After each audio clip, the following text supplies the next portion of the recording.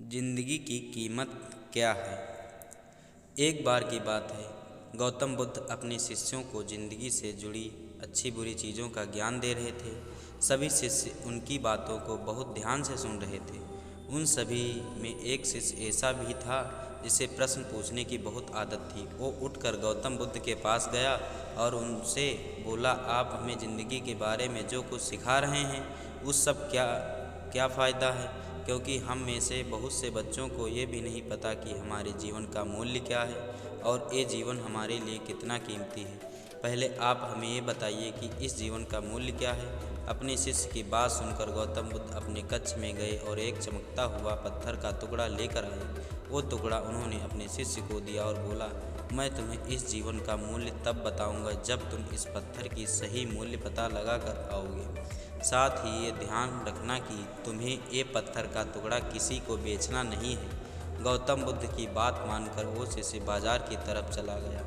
बाजार में सबसे पहले उसकी नज़र एक फल बेचने वाले पर पड़ी और उनसे वो पत्थर उस फल वाले को दिखाया और बोला, इस पत्थर के बदले आप मुझे कितने फल दे सकते हो।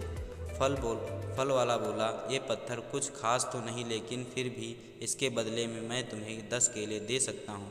वो शिष्य उस पत्थर को लेकर आगे चला गया। फिर उसे एक सब्जी वाला मिला। फिर शिष्य ने उस सब्जी वाले से पत्थर की कीमत पूछी।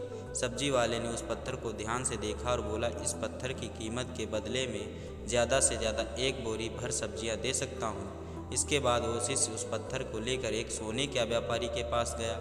उस पत्थर के टुकड़े की चमक देखते ही उस सुनार ने उसकी कीमत 100 सोने के सिक्के से लगाई। शिष्य ने वो टुकड़ा बेचने से मना किया तो वो सुनार उसके बदले 200 सोने के सिक्के देने को भी राजी हो गया, लेकिन शिष्य ने वो पत्थर नहीं बेचा। इसके बाद वो शिष्य एक हीरो के व्यापारी के पास गया और उनसे सामने वाले रखे उस पत्थर के टुकड़े को रख दिया। उस पत्थर को देखते ही हीरो के व्यापारी ने एक साफ कपड़ा बिछाया, उस पत्थर को उसके ऊपर रखा, फिर उसकी परिक्रमा की और हाथ जोड़कर उस पत्थर को कपड़े में लपेटते हुए बोला, तुम जिसे मामूली पत्थर समझकर उसकी कीमत पूछ रहे हो, असल में एक बेशकीमती रूबी है। ऐसा रूबी हर किसी को नहीं मिलता। मैं अगर अपना सब कुछ बेच भी दूं तो इसकी कीमत नहीं चुका सकता। उस व्यापारी की बातें सुनकर वो शिष्य हैरान हो गया। वो दौड़ा दौड़ा सीधा बुद्ध के पास आया और उसने जो कुछ भी बाजार में हुआ सब बताया। उसकी अचरज भरी बातें सुनकर गौतम बुद्ध बोले, तुम्हारे सवाल का जवाब इस रूबी की कीमत में ही छुपा है। हमारा जीवन भी एक रूबी है। रूबी की तरह से भी बेशकीमती है, लेकिन हम इस बात को हमेशा नज़रअंदाज करते हैं और अपने जीवन का मूल्य नहीं समझते।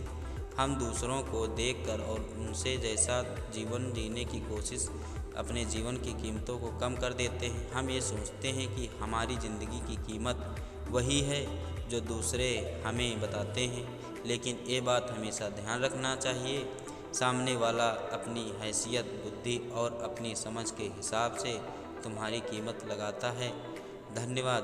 प्लीज़ दोस्तों, हमारे चैनल को लाइक और सब्सक्राइब ज़रूर करें और अपने दोस्तों के साथ शेयर करें। शेयर करना भी ना भूलें। धन्यवाद।